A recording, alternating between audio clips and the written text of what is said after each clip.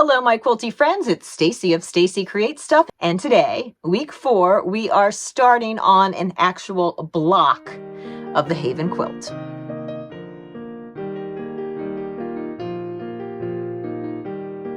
Today's block is the Dutchman puzzle, and we are only making one of these blocks. It's the only block in the quilt where we only have one.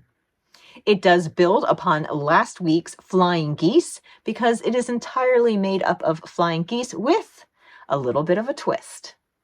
If this is the first video that you've come across that's part of the Haven series, this is my yearly Quilt-Along that I usually start in January.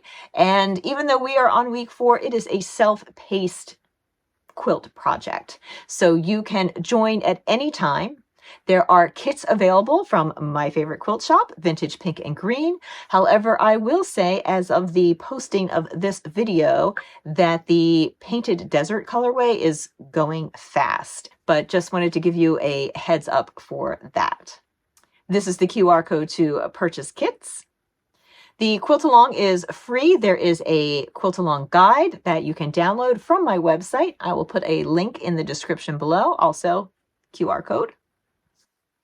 And then if you want weekly instructions emailed to you in the form of a PDF, then you need to join my Haven mailing list. Of course, I have a video tutorial here on YouTube, and you could just follow that. But if you want written instructions, you would need to join the list. I am going to be demonstrating the construction of this block using the Forest Lake colorway. However, the Painted Desert colorway, or any colorway that you choose, all the construction is exactly the same. All right, let's put this block together. We are finally ready to start with block 1.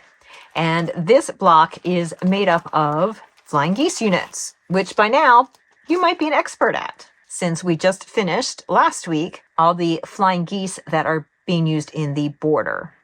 The only difference here is that 4 of the flying geese are going to have 2 different colors for the little wing parts here. So first, let's lay out this block. This is called a Dutchman's puzzle.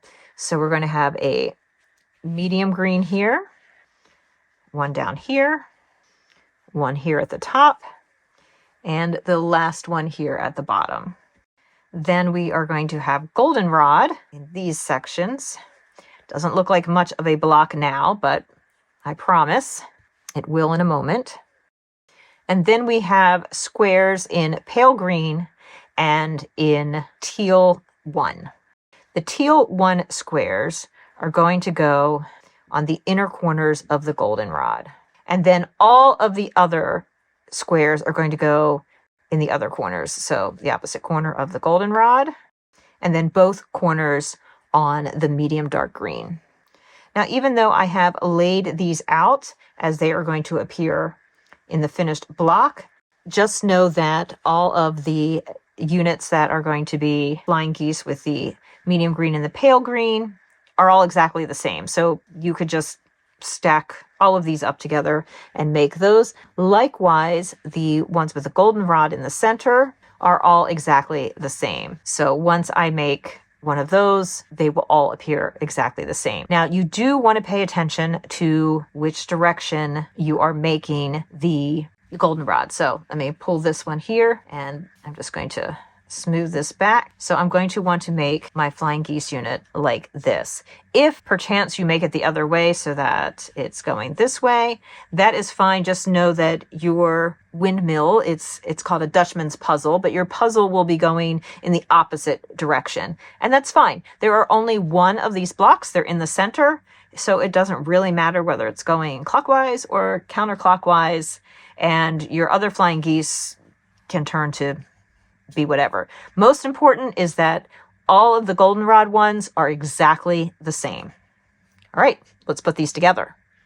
Now that all the flying geese units have been constructed, it is time to put the block together.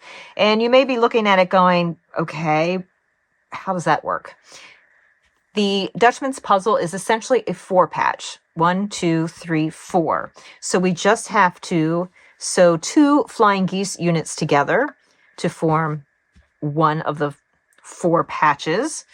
and then these two together, these two, and of course, these two. And you can see now it's a simple case of sewing the two top squares together and the two bottom squares together to form rows, and then those rows go together to make the block. So let's put our units together, come back, and see the process. Here we have all of the flying geese units sewn together in pairs, and again laid out so that the contrasting corner is forming a pinwheel in the center. And if you happen to sew your contrasting piece on the opposite side, so it would be essentially like this, no problem. You just have to reverse the order. They would just be going counterclockwise. But I'm going to take these now and sew these two together, and then sew those two rows to form the block. And here we have the finished block, block number 1. And again, there are only one of these blocks, and it should measure unfinished at 12.5 inches. So I'm going to go ahead and put this on the center of my design wall. It's a little lonely there by itself on the design wall, but each week we'll be adding to it. And here is what the painted desert version looks like.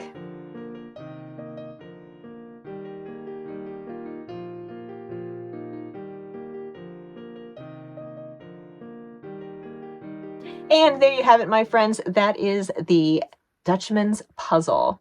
It's a fun little block, and I like that twist of the inner pinwheel that comes from using a different square on the flying geese for those central ones. Next week, we will tackle our next block, and we'll be making more than one of those. Until that time, why not check out this?